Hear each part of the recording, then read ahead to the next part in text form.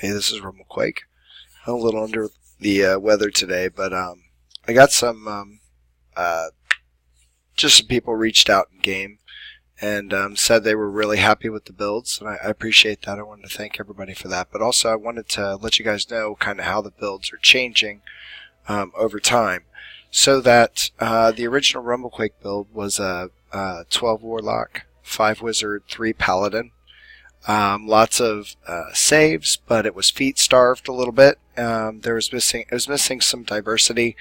So you were really forced into certain choices, especially with the feats.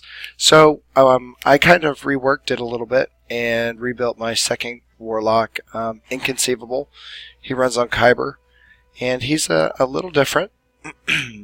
Again, though the targets were the same, I want to be able to use Shirati, or I want to be able to go into Unyielding Sentinel. I want to have hit points, want to be high survivable, but I still be ranged using Cone. I've changed up my Warlock type out of Fey, and I moved into Great Old One, and that helps with some burst DPS that I'll go through as well. At level 30, though, this guy can achieve some pretty good spell power numbers.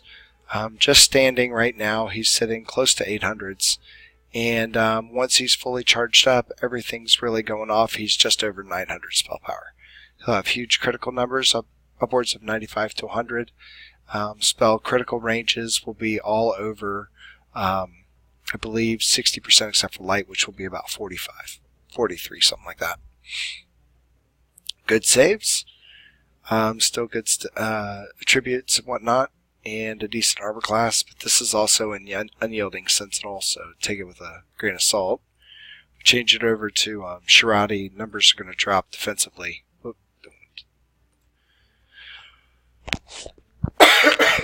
Sorry, still have a cold. Numbers will drop defensively, but his DPS, this is where his DPS is just, it skyrockets. So you could be very survivable in a tough raid if you want to go Unyielding Sentinel, but if you really want to be a DPS dealer and your evading skills are pretty good, your damage mitigation, all that's pretty decent, then you can go Shirati and just see your damage will go through the roof. So how this guy's built.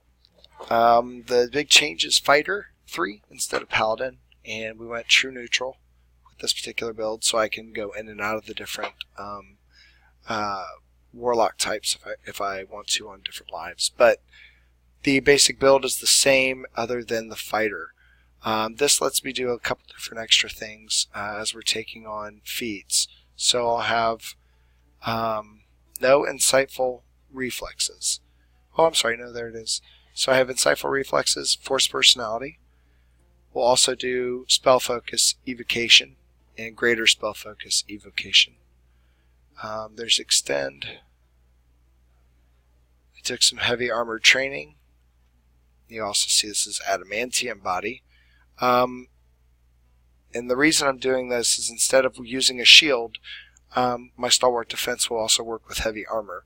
And because of sentient weapons, you can fully get rid of any arcane spell failure if you're using the actual spell failure.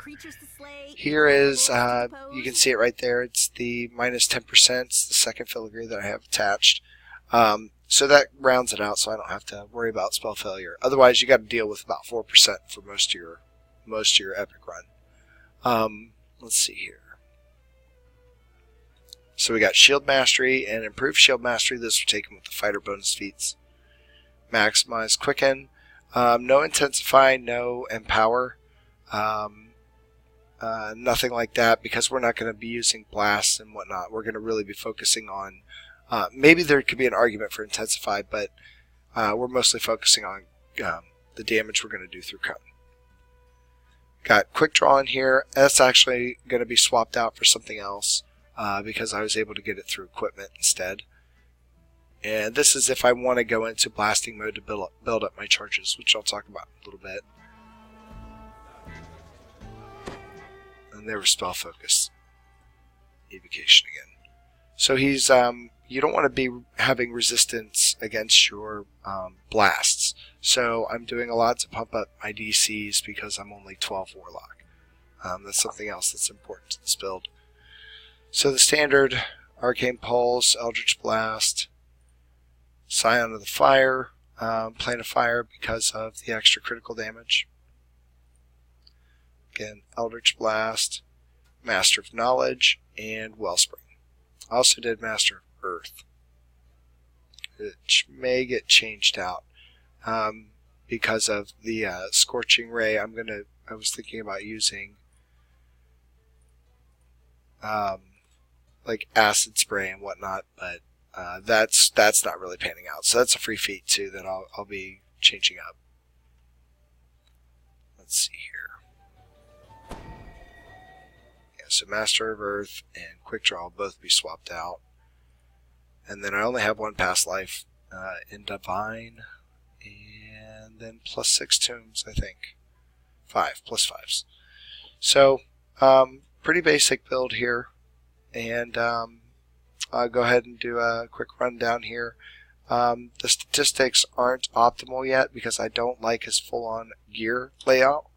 I've dedicated myself to getting the Ravenloft sets, 2 in particular. So I've got Adherent of the Mists, that's +20 to like everything. It's nice. And stacks with everything. But also then Beacon of Magic. Beacon of Magic was huge because of the +50 to universal spell power. So it's a really quick way to boost up your damage as well. Just going through, I've got the Phase Cloak for Intelligence and Evocation. This will actually be the +18 necklace that drops out of Ravenloft. Can't remember the quest offhand.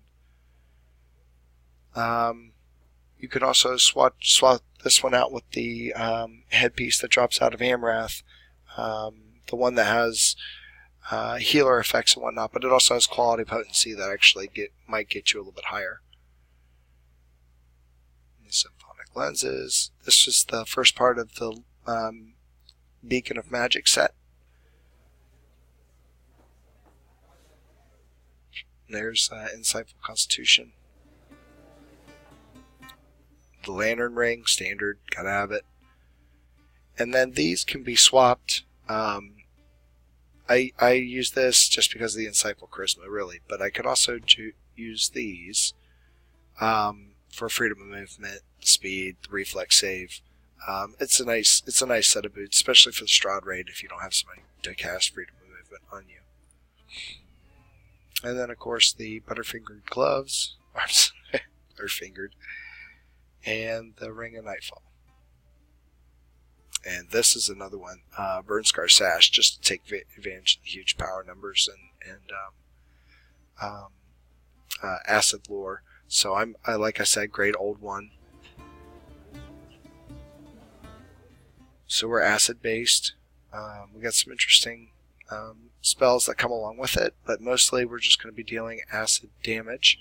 And the big change really is focusing on that. So I took Energy Burst. This is awesome. Especially on this build, you can reel off 25,000 or higher criticals if you get really lucky. Usually it's in the 10-15 range, especially when you're fully charged. But sometimes, man, they go off and it's unbelievable. Standard Empyrean Magic just to boost up critical chance. Rejuvenation Cocoon because I addicted to it apparently. And then I have to unlock my last Twist of Fate. I'm not sure what I'll put in here. Probably something out of Exalted.